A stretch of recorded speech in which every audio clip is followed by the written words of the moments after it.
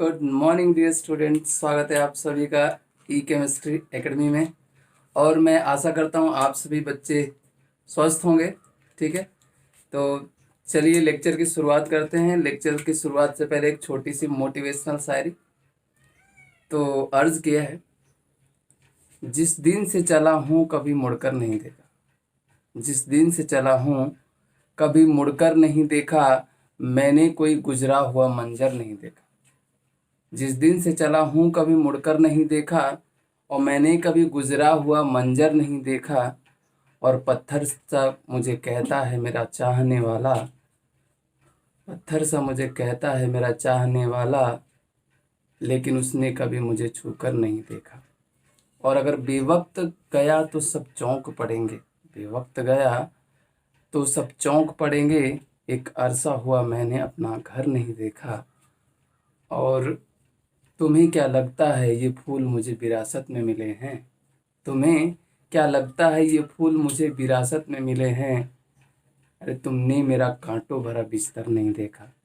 तो सबकी ज़िंदगी जो होती है एक कांटों की भरी सेज होती है, लेकिन अगर उसको फूल सा बनाना है तो उसके लिए जी जान लगाकर मेहनत करनी पड़ती है। और वो मेहनत हम यहाँ पे कर रहे हैं।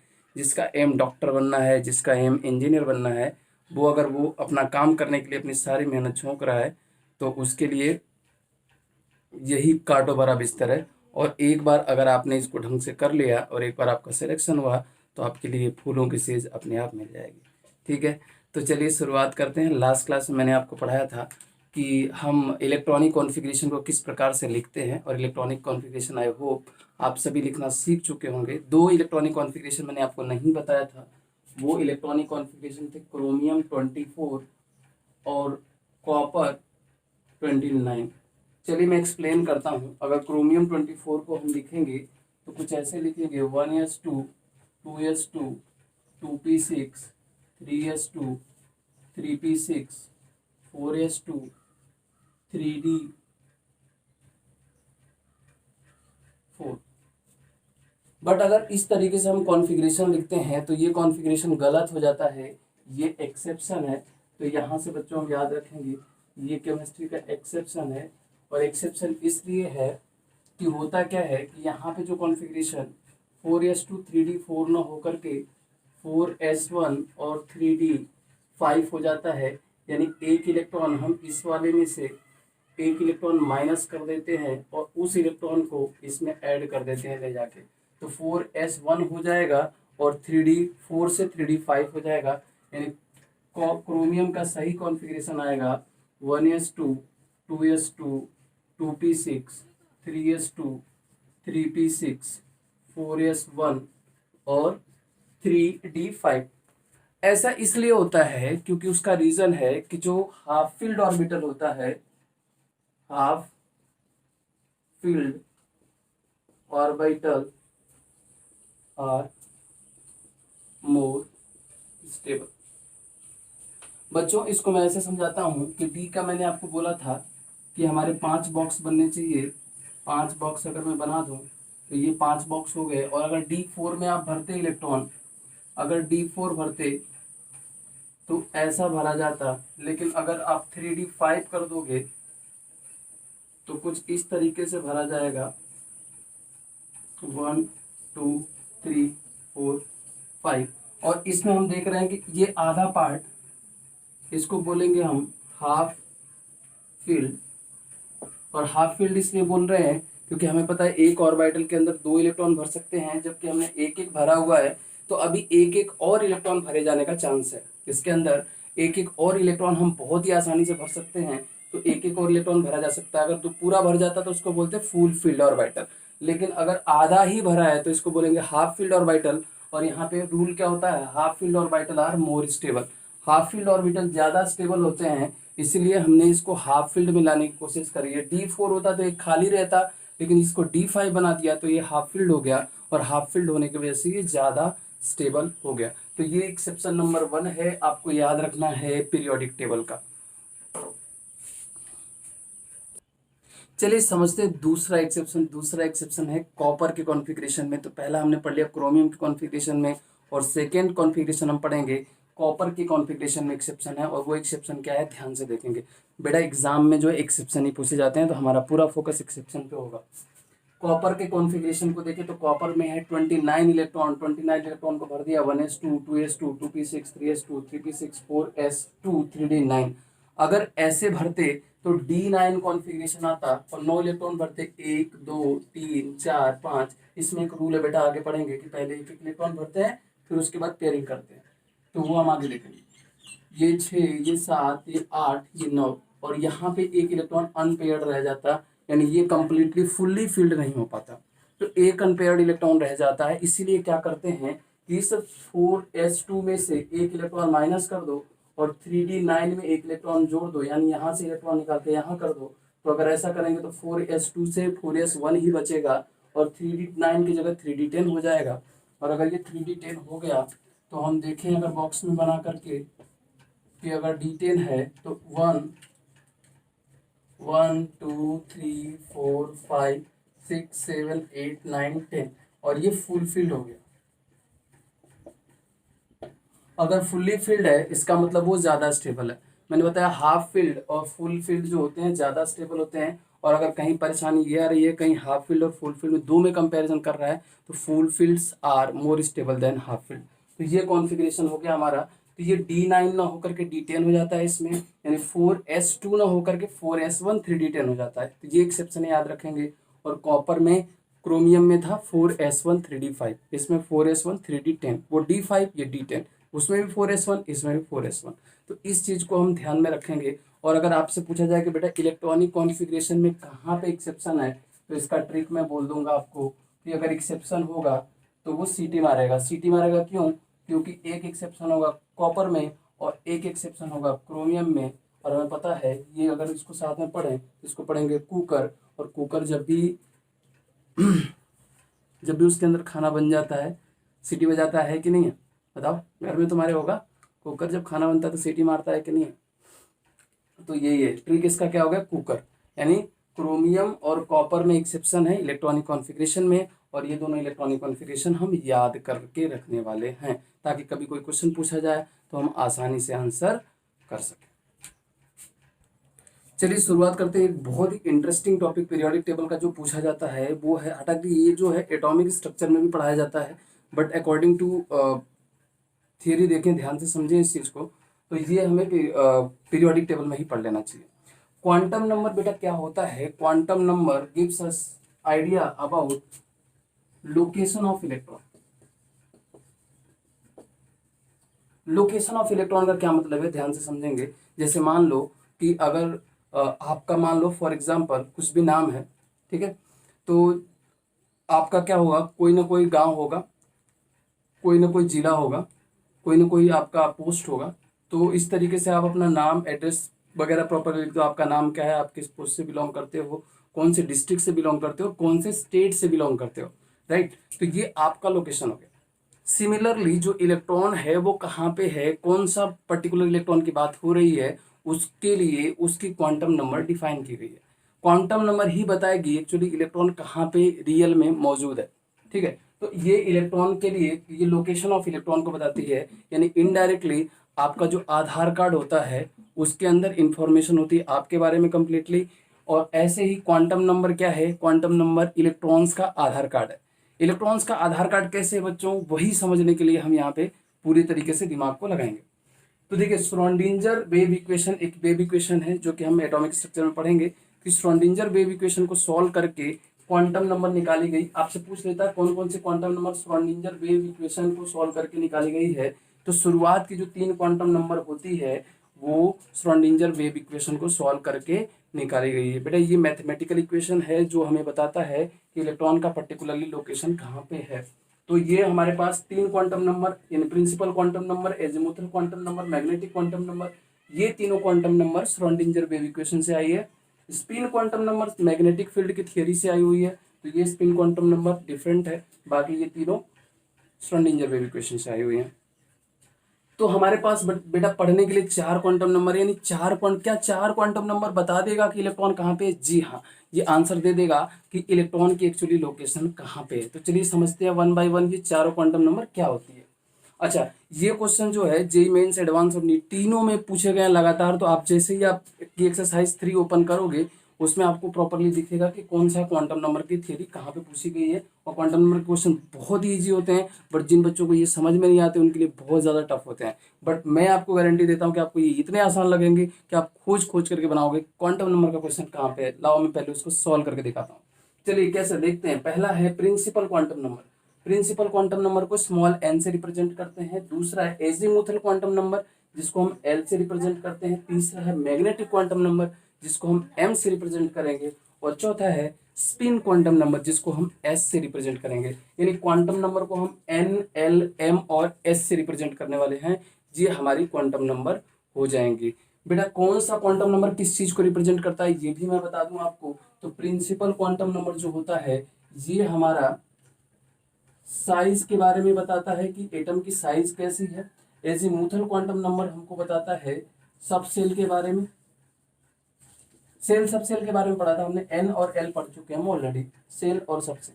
तो एन साइज के बारे में बताता है यानी सेल के बारे में बताएगा, और सब सेल के बारे में ये बताता है। ये हमें ऑर्बिटल के बारे में बताता है। ऑर्बिटल का क्या चीज, ओरिएंटेशन।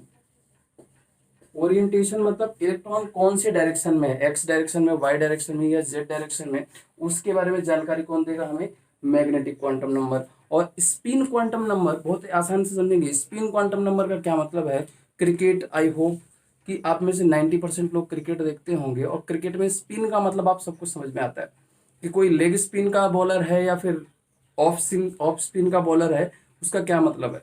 अगर किसी की बॉल जो है गिरने के बाद कट करके लेग साइड जा रही है, मतलब उसके लेग की तरफ आ रही है, तो उसको बोलेंगे लेग साइड, और अगर उससे दूर जा रही है तो उसको बोलते हैं ऑफ साइड। तो इस अगर राइट हैंडेड बैट्समैन है और उसके सामने गिरी और उसकी तरफ कट के आई तो लेग स्पिन बोलते हैं, और दूर जाती है तो बोलते हैं राइट स्पिन। तो इसका मतलब क्या हुआ, या तो स्पिन इस डायरेक्शन में हो सकती है या तो इस डायरेक्शन में हो सकती है। यानी कोई चीज या तो स्पिनिंग अपनी क्लॉकवाइज डायरेक्शन में करेगा या तो अपनी स्पिनिंग एंटी क्लॉकवाइज डायरेक्शन में करेगा। चलिए एक छोटा सा जीके क्वेश्चन आप ये लिख करके बताइए कि अर्थ का जो रोटेशन होता है वो क्लॉकवाइज डायरेक्शन में होता है या एंटी क्लॉकवाइज डायरेक्शन में। ठीक है, कमेंट बॉक्स में लिख करके बताइए आंसर क्या होगा। तो ये हमारे पास हो गए principal quantum number, azimuthal quantum number, और हमने एजीमुथल की बात कर ली। मैग्नेटिक क्वांटम नंबर जो होती है ऑर्बिटल के बारे में, उसके ओरिएंटेशन के बारे में बात कर रहा है। और स्पिन क्वांटम नंबर वो ये बताएगा कि कोई भी इलेक्ट्रॉन क्लॉकवाइज डायरेक्शन में स्पिन कर रहा है या फिर एंटी क्लॉकवाइज डायरेक्शन में स्पिन कर रहा है। स्पिन का मतलब क्या होता है वो ध्यान से समझेंगे। जैसे हमें पता है कि जो सन होता है उसके अराउंड अर्थ घूमती है, इसके अलावा उसका जो खुद का एक्सिस होता है उस पर भी वो 24 घंटे में एक चक्कर लगा देती है, राइट। तो खुद की भी स्पिनिंग है और साथ के साथ सन के अराउंड भी घूम रहा है।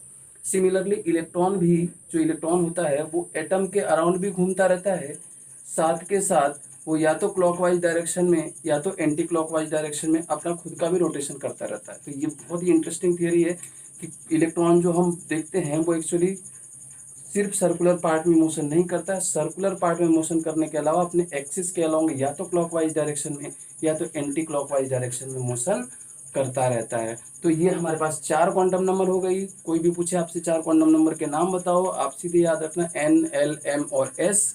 और एन को बोलते हैं प्रिंसिपल क्वांटम नंबर, एम को बोलते हैं एजीमुथल, सॉरी एल को बोलते हैं एजीमुथल, मैग्नेटिक क्वांटम नंबर और स्पिन क्वांटम नंबर।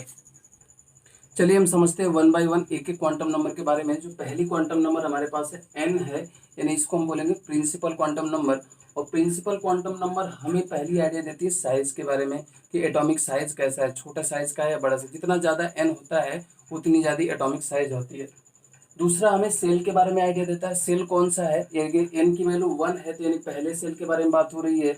एन की वैल्यू 2 है यानी दूसरे सेल के बारे में बात हो रही है। एन की वैल्यू 3 है यानी थर्ड सेल के बारे में बात हो रही है। और एन की वैल्यू 4 है यानी फोर्थ सेल के बारे में बात हो रही है। तो कौन से सेल में है इलेक्ट्रॉन उसके बारे में यहाँ पे बात हो रही है, फर्स्ट, सेकेंड, थर्ड, फोर्थ। ऐसे हम इनफाइनाइट नंबर ऑफ सेल होते हैं तो एन की वैल्यू 1 2 3 4 5 होती है। क्या इसका वैल्यू डेसिमल में हो सकता है, आप लिख करके बताइए नीचे कमेंट बॉक्स में। चलिए इसके बाद हम बात करते हैं ऑर्बिटल एंगुलर, ये एन से हम क्या कर सकते हैं, ऑर्बिटल एंगुलर मोमेंटम की वैल्यू हम ऑर्बिट एंगुलर मोमेंटम की वैल्यू निकाल सकते हैं।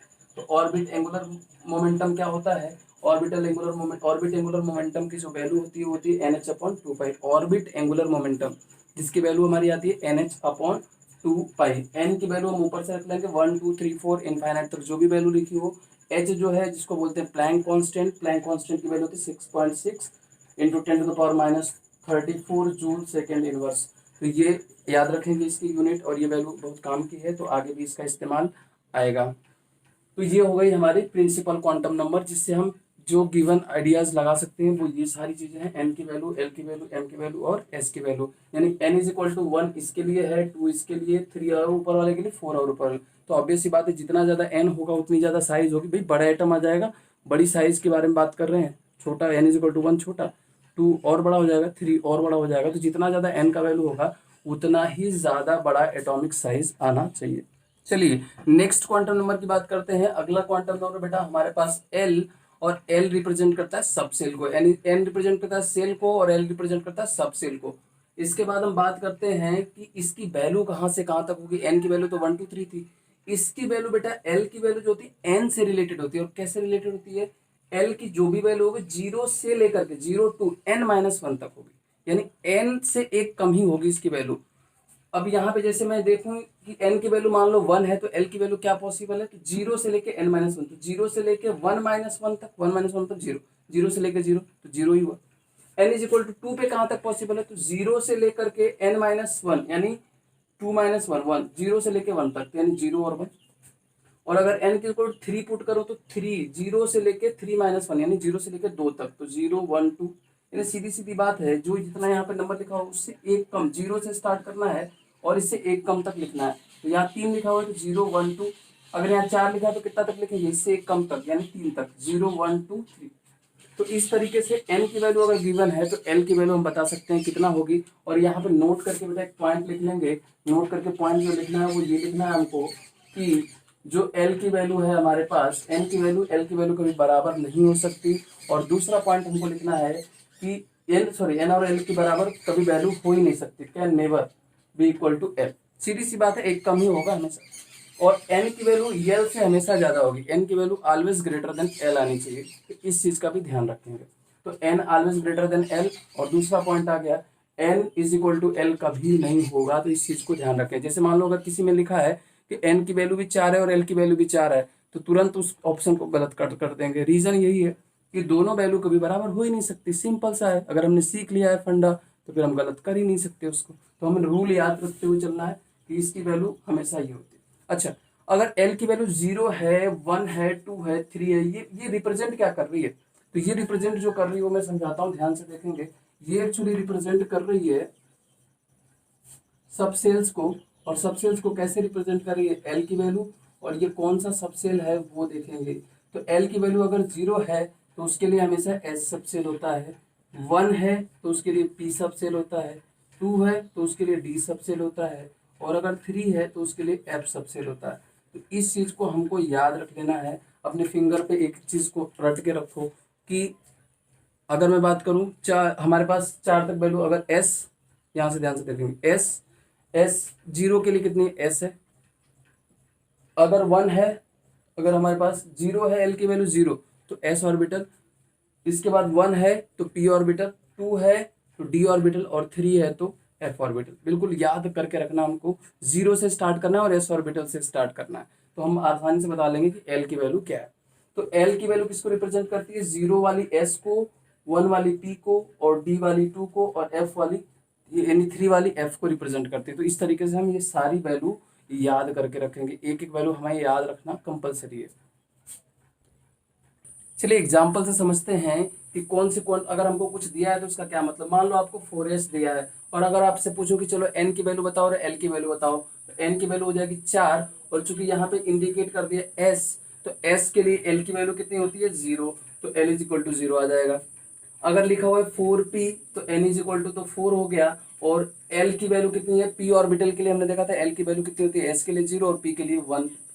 इसके बाद 4d लिखा हुआ है तो n की वैल्यू 4 और d है तो l की वैल्यू कितनी हो जाएगी? s के लिए 0, p के लिए 1 और d के लिए 2, तो ये हो जाएगी 2।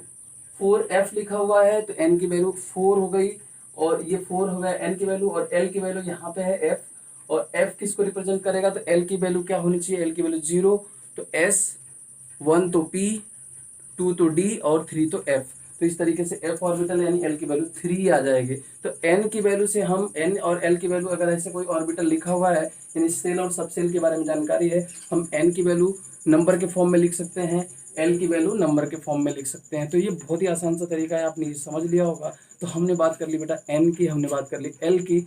अब हम समझते हैं m और s के बारे में। बट उससे पहले एक छोटा सा फॉर्मूला है इसमें एल से रिलेटेड, तो वो याद कर लेते हैं। वो किसके लिए? Orbital angular momentum. पहला वाला जो था हमारा ऑर्बिट एंगुलर मोमेंटम था, और ये हमारा ऑर्बिटल एंगुलर मोमेंटम। वो किसके लिए डिफाइन था? ऑर्बिट के लिए डिफाइन था। और ये किसके लिए डिफाइन है? ऑर्बिटल के लिए। और एंगुलर मोमेंटम आप सबको पता है क्या होता है, कि मोमेंटम अगर कोई सर्कुलर मोशन कर रहा होता है तो वहाँ पे जो मोमेंटम हमारा होता है वो एंगुलर मोमेंटम कहलाता है। तो नॉर्मल मोमेंटम है पता है, लीनियर मोशन कर रहा है तो नॉर्मल मोमेंटम, सर्कुलर मोशन कर रहा है तो एंगुलर मोमेंटम, और अगर कोई ऑर्बिटल के अंदर हो रहा है तो ऑर्बिटल एंगुलर मोमेंटम कहलाएगा। L into L plus one H upon two pi, ये ब्रैकेट में कर लेंगे, एक ब्रैकेट में L into L plus one under root H upon two pi, ये अंडर रूट में है एल एल प्लस वन और एच अपॉन टू पाई। तो ये फॉर्मूला है किसका? ऑर्बिटल एंगुलर मोमेंटम का। चलिए आपके लिए होमवर्क है कि आप बताएंगे लिख करके कि जो एच अपॉन टू पाई के टर्म में ये आंसर देंगे, एच अपॉन पाई के टर्म में, एच और पाई की वैल्यू नहीं रखनी है। तो आपको ये बताना है कि इसकी वैल्यू कितनी आएगी। पहला एस ऑर्बिटल के लिए, दूसरा पी ऑर्बिटल के लिए, और तीसरा डी ऑर्बिटल के लिए, और चौथा एफ ऑर्बिटल के लिए। सबके लिए आप ऑर्बिटल एंगुलर मोमेंटम की वैल्यू कमेंट बॉक्स में लिख करके बताएंगे। ये आपका होमवर्क है। तो आप होमवर्क जो सॉल्व करेंगे वो कमेंट बॉक्स में सॉल्व करेंगे, नीचे आप कमेंट करिए, कमेंट में आपके आंसर लिखिए। होमवर्क का आंसर यहाँ पर लिखिएगा, हेडिंग लिखिएगा होमवर्क, उसके नीचे लिखिएगा first question, second question, third question, fourth question, और एच अपॉन टू पाई के टर्म में लिखना है आपको, एच अपॉन पाई के टर्म में लिखना है। तो आप आंसर अपना जल्दी से कमेंट बॉक्स में लिखिए, ठीक है। अब आगे बताते हैं आपको, तो ध्यान से देखेंगे। ये दो क्वांटम नंबर हमारे हो चुके हैं, प्रिंसिपल क्वांटम नंबर और एजीमुथल क्वांटम नंबर, हमने बिल्कुल अच्छे से समझ लिया है। अब अगर हमारा अगला टॉपिक जो है वो है मैग्नेटिक क्वांटम नंबर। चलिए मैं बात कर लेता हूँ मैग्नेटिक क्वांटम नंबर की। तो दो क्वांटम नंबर पढ़ चुके हो, तीसरी क्वांटम मैग्नेटिक क्वांटम नंबर, जिसको रिप्रेजेंट करेंगे स्मॉल एम से। ओरिएंटेशन ऑफ ऑर्बिटल रिप्रेजेंट करता है, कहीं कहीं किसी किसी बुक में एम स्मॉल एल बगल में लिख देता है, तो ऐसे भी रिप्रेजेंट करता है, वो चीज़ का ध्यान रखेंगे। तो बेसिकली ऐसे रिप्रेजेंट करते हैं। जो वैल्यू होती है, वैल्यू इसकी माइनस एल से लेकर के प्लस एल तक होती है। माइनस एल से कहाँ तक होती है? Plus L. अभी सीख चुके हैं एल की वैल्यू क्या होती है। अगर मान लो एल की वैल्यू हमारे पास जीरो है तो एम की वैल्यू क्या होगी? माइनस जीरो से प्लस जीरो, यानी जीरो ही होगी। अगर एल की वैल्यू वन है तो माइनस वन से लेके प्लस वन, तो माइनस वन से लेके अगर प्लस वन तक जाए तो माइनस वन, जीरो और प्लस वन नंबर लाइन पे दिखते, देखो माइनस वन लिखते हो, उसके बाद क्या लिखते हो? जीरो, उसके बाद क्या लिखते हो? Plus one. नंबर लाइन वाली चीज अपने को लिखना है। अगर मैं बात करूं n is equal l is equal to two है तो इसकी वैल्यू कहाँ से कहाँ तक होगी? तो माइनस टू से लेकर के minus one, zero, plus one और प्लस टू होगी। और ऐसे ही एल की वैल्यू अगर थ्री है तो यहाँ कहाँ से कहाँ तक होगी वैल्यू हमारी? माइनस थ्री से लेके प्लस थ्री तक। तो m की वैल्यू कंप्लीटली l पे डिपेंड करेगी। m की जो भी वैल्यू दी रहेगी उसके हिसाब से हम l की वैल्यू बहुत आसानी से पता कर सकते हैं कि m दिया है तो l के लिए वैल्यू क्या हो सकती है, क्या पॉसिबल वैल्यूज है, तो हम बहुत ही आसानी से उसको फाइंड कर सकते हैं। And the last quantum number is spin quantum number. Spin quantum number को s से रिप्रेजेंट करेंगे। s, इसको समझते हैं जरा, स्पिन क्वांटम नंबर क्या है। तो हमने बताया था एक बॉक्स में बेटा कितने इलेक्ट्रॉन भरते हो आप? 4, 10, 2 भरते हो, ठीक है, 2 भरते हैं। अब अगर 2 इलेक्ट्रॉन भरेंगे तो ऑब्वियस सी बात है कि एक जो इस बॉक्स में जो होते हैं, दोनों इलेक्ट्रॉन की थ्योरी समझ लो। जो बॉक्स में इलेक्ट्रॉन होते हैं वो एक में क्लॉकवाइज रोटेशन होता है और एक में एंटी क्लॉकवाइज रोटेशन होता है। तो एक के लिए तो वैल्यू कितनी आनी चाहिए? प्लस। देखो एस की वैल्यू जो होती है दो वैल्यू होती है, एक प्लस हाफ और एक माइनस हाफ। यानी ये प्लस हाफ और माइनस हाफ जो दोनों साइन अलग अलग है, प्लस और माइनस, ये रिप्रेजेंट करते हैं whether the rotation is clockwise और एंटी क्लॉकवाइज। अच्छा, ऐसा नहीं है कि प्लस का मतलब है क्लॉकवाइज और माइनस का मतलब है एंटी क्लॉकवाइज, ऐसा बिल्कुल भी नहीं है, या इसका उल्टा भी नहीं है।